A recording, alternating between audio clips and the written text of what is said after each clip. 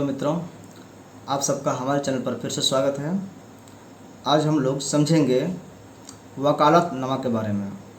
वकालत आप सुने होंगे, वकील का एक पेशा है जिसमें केस मुकदमे की लड़ाई संबंधित, न्यायालय से संबंधित लोग एक्टिव रहते हैं, लॉ का डिग्री लेकर के इसमें काम करते हैं। तो ये पेशा क्या इतना आसान है, इसकी क्या चुनौतियाँ हैं, इसकी विकास कैसे हुई, और अभी इसके विभिन्न नाम आप सुने होंगे कि वकील या lawyer, advocate, attorney general, pleader, ये सारे जो नाम हैं इसका क्या अर्थ है। इन सारे टर्म को हम लोग समझेंगे कि वकील क्या है, वकालत का काम जो है वो कैसे एक साहसिक काम है, हिम्मत वाला काम है और एक इज्जतदार पेशा है। इसको हम लोग समझेंगे। किसी एक वकील को देख करके बुरा भाव बना लेना इसका मकसद नहीं है। हमको जानना चाहिए कि ये पेशा क्या है और इसका क्या महत्व है हमारी ज़िंदगी में। तो इसको जानने के पहले हम आपसे रिक्वेस्ट करेंगे कि जो भी चैनल पर पहली बार आए हैं आप लोग प्लीज़ मेरे चैनल को सब्सक्राइब करके मुझे सपोर्ट करिए, ताकि हम और भी आगे वीडियो इसी तरह का जानकारीपूर्ण बना सकें। और बेल आइकन को भी दबा लीजिएगा ताकि नया नोटिफिकेशन भी आपको मिलता रहे। तो चलते हैं इस लेख पर, जिसका शीर्षक है कि वकालत एक साहसिक और इज्जतदार पेशा। भारत में न्याय व्यवस्था की जो जड़ें हैं वो बहुत ही गहरी है। हमारे भारत में जुडिशरी सिस्टम जो है, फैसला करने का जो सिस्टम है, ये बहुत ही पुरानी है। इसी कारण से कहा गया कि इसका जड़ जो है बहुत गहरा चला गया है, गहरी है। जैसे एक पेड़ का, एक वृक्ष का जड़ ज़मीन के अंदर होता है, जो दिखाई नहीं पड़ता है लेकिन वो बहुत ही अंदर तक जाता है। जितना पुराना होगा उतना ही जड़ गहराई की ओर बढ़ता चला जाता है, जितना ऊपर की ओर बढ़ता है उतना ही नीचे की ओर चलता है। तो इसलिए कहा गया कि बहुत गहरी व्यवस्था है, गहरी गई हुई जड़ है और ये पुरानी व्यवस्था है अन्य देशों की अपेक्षा। लेकिन हमारा जो सिस्टम था वो कैसे ध्वस्त हुआ और फिर हमने कैसे पुनर्जीवन प्राप्त किया, ये भी समझने की, जानने की ज़रूरत है। सबसे प्राचीन सभ्यता सिंधु सभ्यता में न्याय व्यवस्था का अलग से उल्लेख नहीं मिलता है। हम लोग को अभी जो इतिहास समझ में आ रहा है, जो पढ़ने के लिए, वो पुरानी व्यवस्था के रूप में सिंधु घाटी सभ्यता को हम समझते हैं। उसमें इसका अभी कोई प्रूफ नहीं मिला है कि उसमें कैसा व्यवस्था था, क्योंकि जो ध्वस्त व्यवस्था है उसमें अवशेष जो मिला है तो वो कुछ बर्तन, कुछ जो ऐसा चीज़ है जिसमें ये पता नहीं चल सकता ना कि उस समय फैसला कैसे दिया जाता था। इसके लिए कोई लिखित प्रमाण नहीं है। संभवतः पुजारी, व्यापारी और जनसाधारण के द्वारा मिलकर किया जाता रहा होगा। उस समय न्याय का परिपालन कौन करता होगा, कौन फॉलो कराता होगा। तो जो उस समय व्यापारी वर्ग थे, जो पुजारी वर्ग थे, या साधारण में प्रमुख जो होते होंगे, वो ये काम करते होंगे, क्योंकि उस समय किसी केंद्रीय सत्ता का अभाव दिखता है। उस समय कोई एक पूरे क्षेत्र का, एक राज्य विशेष का कोई एक शक्तिशाली सत्ता, पावरफुल व्यक्ति कोई नहीं था, उसका अभाव था। वैदिक काल में अगर चलते हैं तो उत्तर वैदिक काल, जो बाद का वैदिक काल है, आते आते राजा या राजन के नेतृत्व में एक केंद्रीकृत व्यवस्था बन चुकी थी। यानी राजा का एक जो स्थान है वो उस समय बन गया था और वो सब कुछ फैसला करने लगा था, जिसमें मंत्री परिषद की सहायता से व्यवस्था चलती थी। उसमें भी राजा अकेले सब कुछ निर्णय नहीं लेता था, वो निर्णय कुछ सलाहकार समिति के द्वारा लिया जाता था। उसमें कुछ गणमान्य जानकार लोग रहते थे। अभी भी ये सिस्टम है, इसको समझेंगे हम लोग अपने समस्याएं लेकर आते थे, आम पब्लिक समस्याएं लेकर आया, जैसे हम लोग अभी कोर्ट में जाते हैं वैसे ही। और मौखिक रूप से तर्कों और ग्रंथों पर आधारित न्याय होता था। अभी लिखित में होता है, संविधान के, कानून के नियम के आधार पर होता है। उस समय हमारे धर्म ग्रंथ जो होते थे उसके आधार पर फैसला होता था। मौर्य काल में विस्तृत न्याय व्यवस्था दिखती है, जिसमें धर्म स्थायी या दीवानी जिसको कहते हैं, अभी भी है दीवानी और फौजदारी। तो धर्म स्थायी और कंकट शोधन जिसको फौजदारी कहा गया, न्यायालय का उल्लेख मिलता है मौर्यकालीन इतिहास में। ग्राम न्यायालय से लेकर खरवाटिक न्यायालय और राजा के नेतृत्व में उच्चतम न्यायिक व्यवस्था का उल्लेख है, जो चाणक्य के अर्थशास्त्र में बनी ग्रंथ और परंपरा पर आधारित कानून से चलती थी। चाणक्य के लिखा हुआ जो अर्थशास्त्र है, जो मेन राजनीतिक शास्त्र था, उसमें इस व्यवस्था का वर्णन किया गया है कि कैसे न्याय व्यवस्था को संचालित किया जाता है। संभवतः लोगों को अपने समस्या मौखिक या लिखित रूप से किसी सरकारी या अन्य व्यक्ति के सहयोग से रखने की परंपरा की शुरुआत हो चुकी थी चाणक्य के समय में, चंद्रगुप्त के समय में। यानी वही व्यवस्था अभी भी है कि किसी अन्य व्यक्ति के द्वारा हम अपनी बात न्यायालय में रखते हैं, वो एडवोकेट, वो वकील होता है। राजपूत काल में भी ग्राम न्यायालय, अपीलीय न्यायालय और राजा के न्यायालय का उल्लेख मिलता है, जिसमें ठाकुर, राणक, राणा, महाराणा आदि की सहभागिता होती थी। ये लोग न्याय व्यवस्था में भागीदार होते थे। और न्याय कैसे मिलता था? तो हिंदू धर्म ग्रंथों और टीकाओं के आधार पर न्याय दिया जाता था। जैसे कि कोई घटना हुई है तो उस घटना का मिलान धार्मिक ग्रंथों से किया जाता था। धार्मिक ग्रंथों में वैसा ही कोई घटना घटा है तो वहाँ से हम लोग लेते थे कि उन्होंने ऐसा किया था तो ये हुआ, इसलिए यहाँ भी ऐसा नियम करना चाहिए। उसी के आधार पर कानून बनता था, उसी कानून को मान होता था। सल्तनत कालीन जो व्यवस्था थी उस समय न्याय जो मिलता था कुरान, हदीस, इज्मा और कयास पर आधारित था, जो काजी उल कुज्जात और सुल्तान के द्वारा किया जाता था। यानी सल्तनत कालीन में फिर मुस्लिमों का जो धर्म ग्रंथ है कुरान, उसके आधार पर निर्णय दिए जाने लगे, यानी उसका कानून पालन होने लगा। इसके पहले हिंदू साम्राज्य था, हिंदू का राजा था, तो वो हिंदू धर्म ग्रंथ पर आधारित अपना फैसला सुनाता था। जब मुस्लिमों का शासन आया तो मुस्लिमों के धर्म ग्रंथ जो है उसके आधार पर फैसला सुनाया जाने लगा। अब है मुग़ल काल। जब मुग़ल काल आया तो मुग़ल काल में भी कमोबेश सल्तनत कालीन व्यवस्था ही रही, चूँकि उस ज़्यादा व्यवस्था बदला नहीं था, किंतु कुछ लिखित दस्तावेज और कायदे कानून वजूद में आए। थोड़ा सा कुरान से हट करके नया कुछ कानून बनाया गया, ये थोड़ा सा उसमें प्रोग्रेस हुआ। अब जो है वो जब आए तो मुफ्ती, अलग अलग नाम हुआ होगा, मुफ्ती, दीवान, काजी और बादशाह आदि का पद सोपान बना हुआ था। इसमें एक हायरकी था, ये जैसे अभी है कि सेशन कोर्ट जिला लेवल पर है, फिर हाई कोर्ट, फिर सुप्रीम कोर्ट, उसके ऊपर राष्ट्रपति, तो इस तरह का हायरकी उस समय भी आया था। मुकदमा दायर करने के लिए वकील रखने की परंपरा संभवतः सल्तनत काल के अंत में या मुग़ल काल के परिपक्व काल से मानी जा सकती है कि उस समय वकील रखने की परंपरा हो गई थी।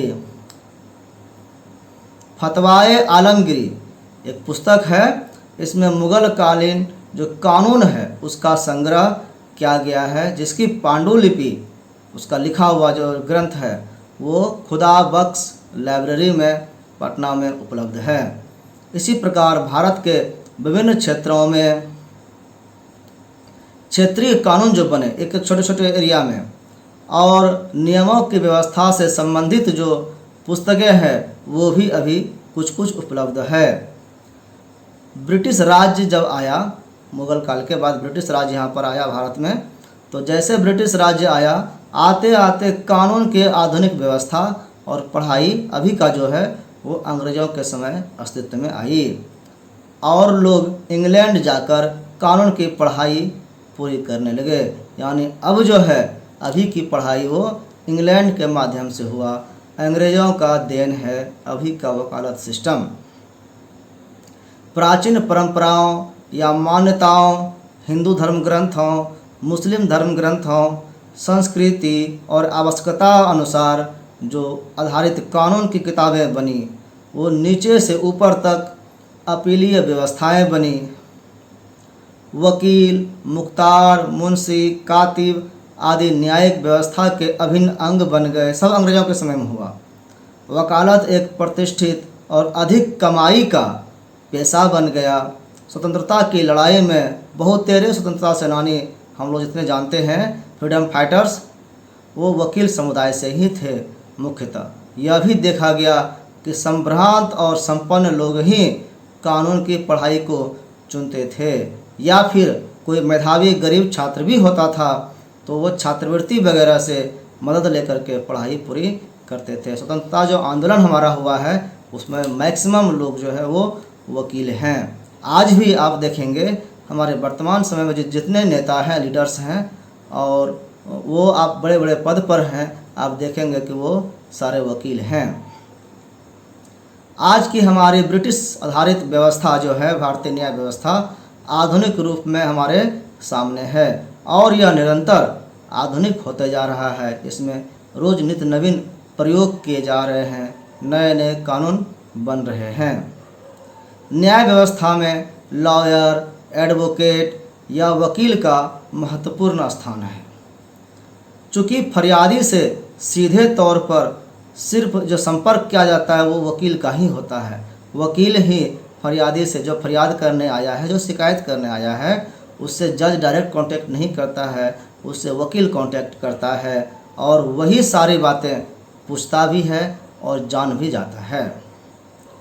इसलिए न्याय की दिशा और दशा क्या होगी उसके बहस पर निर्भर करता है।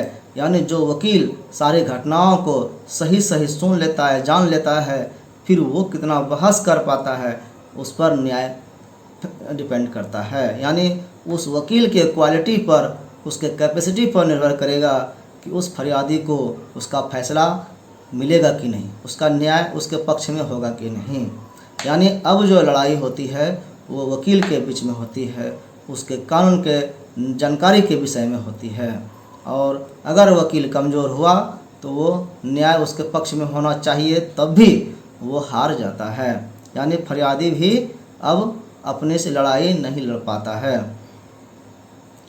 एक समय था, ऐसा भी था, जब विद्यार्थियों से कुछ नहीं होता था तो विधि स्नातक या लॉ ग्रेजुएट होकर वकालत शुरू कर देते थे। अगर विद्यार्थी पढ़ लिख करके बेरोजगार रह गए, अभी भी आप देखेंगे कि बहुत सारे लोग देखते हैं कि अपनी ज़िंदगी में कुछ नहीं कर पाए तो लॉ करने लगते हैं, लॉ करके फिर वकालत का काम शुरू कर देते हैं। लेकिन अब लॉ ग्रेजुएट होना भी एक हिम्मत और आदर्श की बात हो गई है। क्यों? और चूँकि इसलिए कि एक इसमें सुनहरा अवसर भी करियर का मिलता है। वकालत पेशा को मैं हिम्मत की पेशा भी इसलिए मान रहा हूँ, कह रहा हूँ, क्योंकि इसी वकील में से कुछ चुन करके अच्छे क्वालिटी के लोग जो होते हैं, जो कंपटीशन पास कर देते हैं, वो न्यायाधीश भी बनते हैं, न्यायविद भी बनते हैं, यानी कानूनविद वो बनते हैं, वो फैसला करने वाले जज बनते हैं। और इस सफ़र के दौर में प्रतिभागियों के मन में कितने तरह का मनोवैज्ञानिक और आर्थिक युद्ध चलता रहता है, यह सिर्फ वही बता सकता है जो इस पेशे में जुड़ा हुआ है कि कितना तकलीफ़ होता है, एक एक पैसे का मोहताज होना पड़ता है। जिसका वकालत चल जाता है वही पैसे वाला बन पाता है, अन्यथा बहुत लोग 100 रुपया पर भी आफत होता है, पॉकेट खर्च भी निकाल पाना मुश्किल होता है। विधि की पढ़ाई शुरू करते ही वह एक लॉयर हो जाता है। कोई व्यक्ति जैसे ही लॉ में एडमिशन कराता है उसको लॉयर कहना आवश्यक हो जाता है, वो लॉयर कहला सकता है अपने आप को, क्योंकि जानकारी उसको हो गई और वो पढ़ रहा है। लॉयर का अर्थ ही है कि लॉ को पढ़ने वाला, वो डूअर है, काम करने वाला, सीखने वाला, लर्नर है। लर्न करने वाले को लर्नर कहते हैं, इसलिए लॉ की पढ़ाई करने वाले को लॉयर कहते हैं। और पास जब हो जाता है और तब उसको एडवोकेट बनने के लिए रात दिन एक करना होता है, एक कंपटीशन को पास करना पड़ता है और फिर वो लॉयर से एडवोकेट बनता है। फिर प्लीडर, अटॉर्नी और सीनियर एडवोकेट बनने के लिए न जाने कितने जहमत उठाने पड़ते हैं, कई तरह के आपको फेस करना पड़ेगा कंपटीशन को। और मज़े की बात यह है कि भारतीय समाज में स्वीकृत और स्थापित सम्मानीय सिविल सर्विसेज जो है नहीं कर पाने वाले छात्र अपने आप को इसी पेशा में ला करके थोड़ी संतुष्टि का अनुभव करते हैं। आप देखेंगे कि बहुत सारे लड़के यूपीएससी की तैयारी करते हैं, जेपीएससी, बीपीएससी, यूपीपीएससी, एमपीएससी, जिस भी राज्य का है, राज्य का पीसीएस सिस्टम की तैयारी करते हैं, आईएएस बनना चाहते हैं, बन जाते हैं, सौभाग्यशाली होते हैं। जो नहीं बन पाते हैं फिर वो वकालत के पेशे में आ जाते हैं, लॉ कर लेते हैं, कम से कम अपने को संतुष्ट कर लेते हैं कि चलो कुछ तो हासिल हुआ।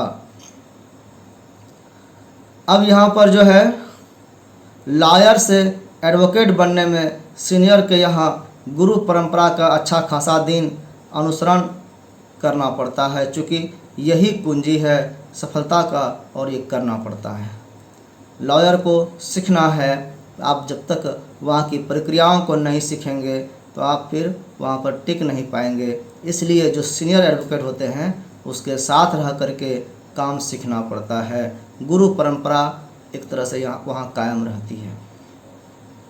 यदि प्रैक्टिस ही करना है तो बिन आमद के भी रोज़ न्यायालय में आकर बिना बाहर से दुखित झलके मुकदमा दायर करना और फी लेने के तिलिस्म को चुपचाप समझना होता है। वहाँ पर जो टेक्निक है कि कैसे बात करना है कस्टमर से, क्लाइंट से, और कैसे वह उससे फी लेना है, कैसे समझाना है, ये तौर तरीका को वहाँ रहकर सीखना पड़ता है। चाहे आपको आमदनी हो या ना हो, आप अपना घर से खा करके भी, घर से खर्चे करके भी आपको जाना पड़े तो जाना पड़ेगा, क्योंकि आपको सीखना है। नहीं सीखना जिसको तो बात ख़त्म हो गई। अगर आपको भविष्य में सीनियर वकील बनना है, पैसे कमाना है, तो ये सीखना पड़ेगा। सारा तौर तरीका वहाँ पर दिमाग से तेज होना पड़ेगा, शातिर भी होना पड़ेगा। विभिन्न न्याय कक्षों में चल रहे बहसों को कोने में खड़ा होकर सुनना और समझना, फिर नोट्स बनाना और मुकदमा बहस करने के दौरान कहाँ कैसे बोलना है, कितना बोलना है, कहाँ चुप हो जाना है, किससे कितना बोलना है, कैसे शब्दों का इस्तेमाल करना है, आदि विधाओं को बहुत ही महीनी से सूक्ष्मता से समझना पड़ता है, समझना होता है। कोई फरियादी आया तो उसे कैसे अपने कुशलता और सजगता से दूसरे के पास जाने से रोकना है, कैसे ये कहना है कि सब कुछ आपका हम कर देंगे, हम ही कर सकते हैं और कोई नहीं करेगा, सब लूटेगा, ठगेगा आपको, और किसी के पास जाने से आपको ये लाभ नहीं होगा। सब वकील कहेंगे जिसके पास जाइएगा आप बड़ा वक्त पर आ गए, अगर आप नहीं आते, डॉक्टर भी बहुत लोग ऐसे करते हैं, कहेगा पेशेंट को, अरे आप जल्दी आ गए, ये तो बड़ा शुभ समय है, अगर थोड़ा सा लेट कर देते तो फिर हम बचा नहीं पाते आपके पेशेंट को, आप सही वक्त पर आए, चलिए ऑपरेशन होगा। उसी तरह से वकील कहते हैं, आप भले सही वक्त पर आ गए हैं, सही आदमी को पकड़े हैं, आज मेरे पास नहीं आते तो आपका कोई फिर फीस ले करके भी काम नहीं कर पाता, आप लुटा जाते। आपको हम मिल गए, इसलिए आप सौभाग्यशाली समझिए, आपको हम बचा लेंगे, आपका केस हम अच्छा से लड़ लेंगे। इतना जानकारी जितना हमको है, इतना इस कोर्ट कैंपस में किसी को नहीं है। तो इस तरह से बरगलाया भी जाता है। तो ये तौर तरीका भी आपको सीखना पड़ेगा, कुछ व्यवहार भी आपको बनाना पड़ेगा। व्यवहारिक आप होंगे तभी आपके पास लोग आएंगे, अपनी शिकायत को सुनाएंगे आपको, ताकि आप उनके पक्ष में फैसला दिला सकें। तो ये सब चीज़ सुनना पड़ता है, अपने व्यवहार का मुरीद बना लेना पड़ता है, हमेशा खुश दिखना और दूसरे के मदद के लिए तत्पर रहना पड़ता है। लोगों को, आपके अंदर दुख भी है, आपको बहुत तकलीफ, आपके पास पैसा नहीं है, फिर भी लोगों को दिखाना होगा कि आप बहुत खुश हैं, आप सबका मदद करते हैं, तभी ना आपके पास मदद करने मांगने के लिए लोग आएगा। गुस्सा आने पर भी विनम्र रहना आदि बातें एक वकील को सीखनी होती है। गुस्सा भी आ रहा है, कोई बुरा भी बोल दिया तो उसको जवाब नहीं देना है, उसको पलट करके गाली दे देंगे तो वो क्लाइंट भाग जाएगा, फिर आप भूखे बैठिएगा क्या। इसलिए गुस्से को दबाना भी एक कला है जिसका कोई क्रैश कोर्स नहीं होता है। इसको सीखने के लिए कोई कोर्स नहीं है, ये सब व्यवहारिक बातें हैं। आप वहाँ कोर्ट कैंपस में रह करके एक वकील के, सीनियर वकील के सानिध्य में रह करके ही आप इसको सीख सकते हैं।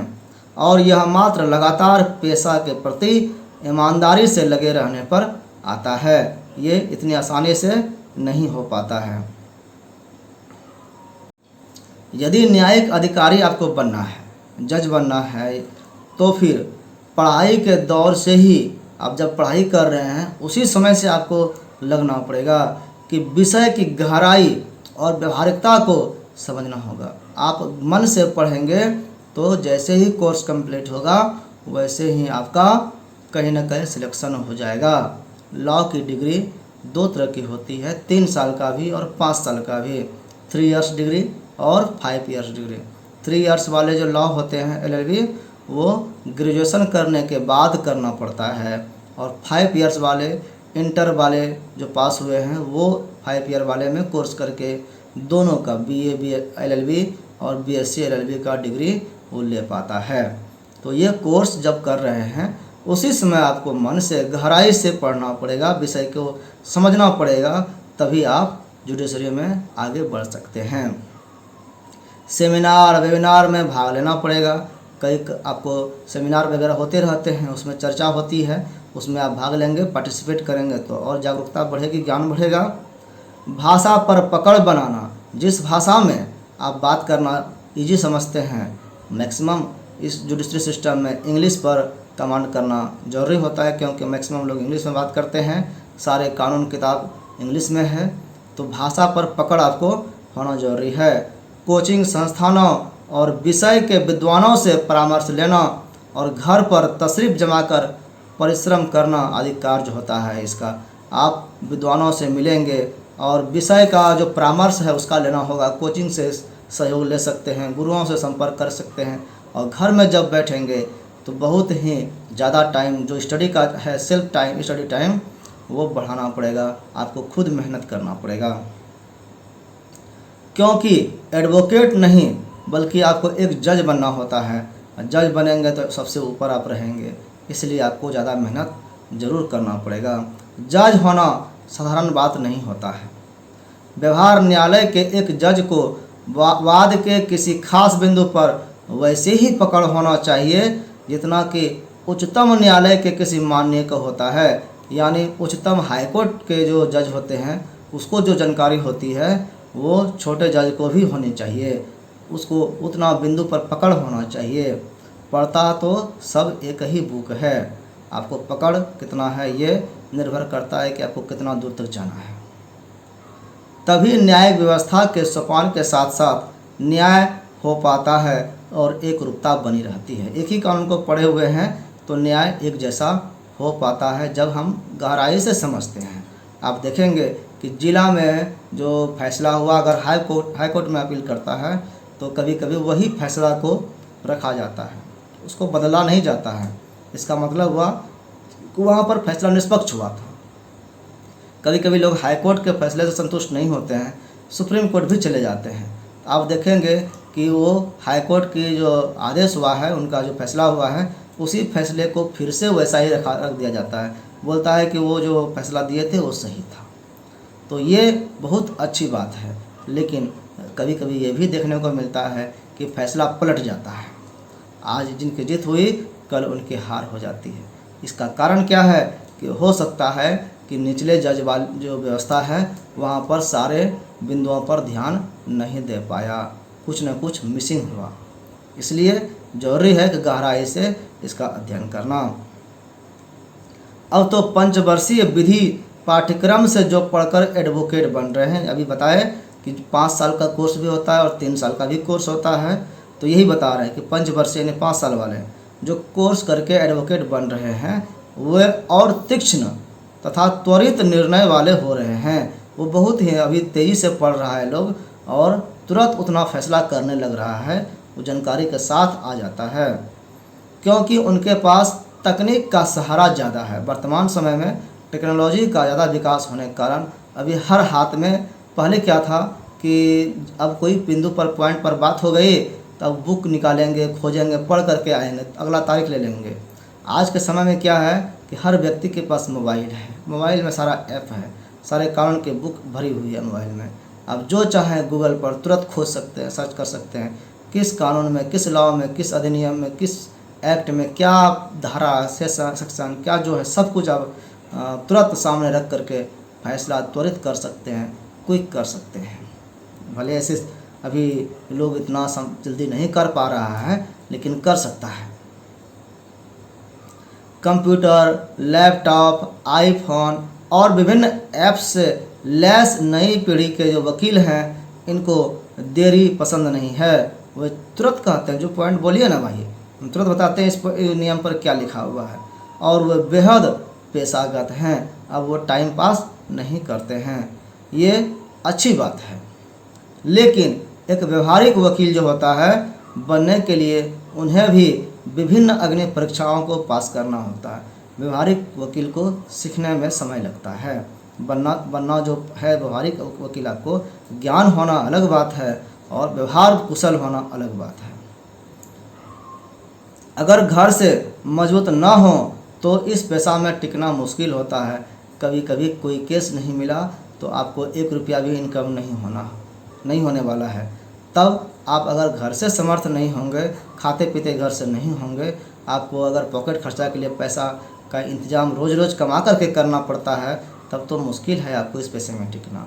इसके लिए आपको घर से स्थिति ठीक होनी चाहिए, ताकि आप नहीं मिले 6 महीना का कोई काम तो भी आप जा सकें, बैठ सकें, घर से खा करके आ सकें। हो सकता है एक बार ही आपको ऐसा क्लाइंट मिल जाए कि सालों भर का खर्चा वो निकाल दे, ये अलग बात है, लेकिन आपको घर से मजबूत होना पड़ेगा।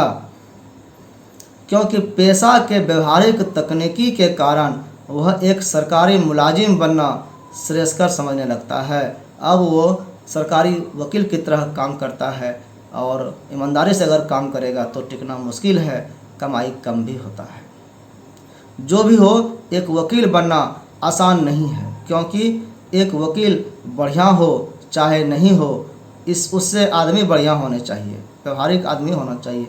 जो वकील व्यवहारिक नहीं होता है वो बदनाम हो जाता है। तभी वह अपने साथ और दूसरों के साथ न्याय कर पाता है। व्यवहारिक हो, व्यवहार कुशल हो और अन्य लोगों के दुख को भी वो समझ सके। ऐसा अगर उनमें व्यवहारिकता आ जाती है, मानवता आ जाती है, तो फिर वो जिसका केस लेगा उसको न्याय दिलाएगा, वो सबके साथ न्याय कर सकेगा। ऑफिसर ऑफ द कोर्ट और नाम के पहले लर्न लग जाना इतना आसान नहीं होता। वकील को ऑफिसर ऑफ द कोर्ट कहा जाता है, कोर्ट का वो ऑफिसर होता है, लर्नड पर्सन होता है, विद्वान कहा जाता है उनको, और वो विद्वान मानवता के काम नहीं आया तो बेकार न है। इसके लिए तपना और जलना पड़ता है, और वह भी कभी कभी बिना मेहनताना के, कभी कभी ऐसा भी केस लड़ना पड़ता है जहाँ पर आपको 1 रुपया भी नहीं मिल पाता है। आज की परिस्थिति में जो वकील साहब लोग संघर्ष कर रहे हैं वह एक युद्ध लड़ने जैसा है। आज युद्ध की तरह लोग वकील साहब लड़ते हैं। आज फाइटिंग होता है, आज कभी कभी ऐसा फाइटिंग होता है कि दुश्मनी हो जाता है, जाने दुश्मनी। ऐसे नहीं होना चाहिए। केस के वक्त ही आप लड़ते हैं, केस ख़त्म होने के बाद फिर आप वकील हैं, आपका अपना ज़िंदगी है, वो दुश्मनी सही नहीं है। क्योंकि महामारी ने इन्हें काफ़ी आर्थिक चोट पहुंचाई है। आज के समय में अब देखेंगे कि हर जगह भी कोरोना का महामारी काल चल रहा है, तो कोर्ट कैंपस भी बंद, स्कूल कॉलेज तो बंद है ही, कोचिंग भी बंद है, कोर्ट कैंपस भी बंद रहता है। अब क्लाइंट नहीं आएगा तो वकील को कोचिंग जो है प्राइवेट स्कूल, उसमें विद्यार्थी नहीं आएगा तो वहाँ के टीचर को भूखे मरने की नौबत आ गई है। किसी वकील मित्र ने लिखा है कि वकालत एक महंगा शौक़ है जो सभी नहीं पाल सकते। ये महंगा शौक़ है, जैसे हाथी पालना, क्या सभी पाल सकेगा? नहीं। ये शौक़ ऐसा है जिसके पीछे बहुत खर्च करना पड़ता है, कमाई कम खर्च ज़्यादा होता है। तो ये सबको पालने की ज़रूरत नहीं है, सब इसको पाल सकता भी नहीं है। वाकई कम से कम मैं ऐसा मानता हूँ कि ये सही बात बोल रहे हैं। रहने सहने का जो स्तर बन चुका है वह समझौता से परे है। और इस परिस्थिति में उसे बनाए रखना एक चुनौती है। आज के समय में वकालत का पेशा जो है उसका स्तर बदल गया है। वैसे तो इस महामारी में कोई चैन से नहीं है, फिर भी दुष्प्रचार, षड्यंत्र, लूट, आपसी वैमनस्यता और ये जो इसके साथ ही अन्य कई बुरे विचार हमारे चलन में आ गया है, उसके बीच में अपने आप को व्यक्तिगत रूप से अस्थायी और निष्कलुष बनाए रखना किसी तपस्या से कम नहीं है। कोई वकील किसी का केस लड़े और उस पर पक्षपात का आरोप ना लगे, ऐसा अभी के समय में मुश्किल है। निष्कलंक बना के रखना, न्यूट्रल हो जाना बहुत ही मुश्किल एक तपस्या का काम है। शायद मुझे इस विषय पर लिखना चाहिए या नहीं मैं निश्चित नहीं हूँ, फिर भी मैंने लिखने की हिम्मत कर दी है, जो किसी व्यक्ति विशेष या पेशा से दुराग्रह से संबंधित नहीं है। किसी के विषय में हम बुरा नहीं कह रहे हैं, लेखक यही कहना चाहता है। इस पर सिर्फ चर्चा करने की आवश्यकता थी, वो हमको लगा, इसलिए हमने चर्चा की। चूँकि इसी समाज से मेरा भी सरोकार है, हम भी इसी समाज में रहते हैं, हम भी दुख सुख झेलते हैं और महामारी की दौर से सभी गुजर रहे हैं। हम भी व्यक्ति हैं, वो भी व्यक्ति है। महामारी का असर हम सब पर हुआ है, इसलिए मैंने लिखा है। आशा है बढ़िया समय, स्वस्थ समय और प्रेम का समय, खुशी का समय जल्द ही लौटेगा। एक वकील साहब ने इसको लिखा है।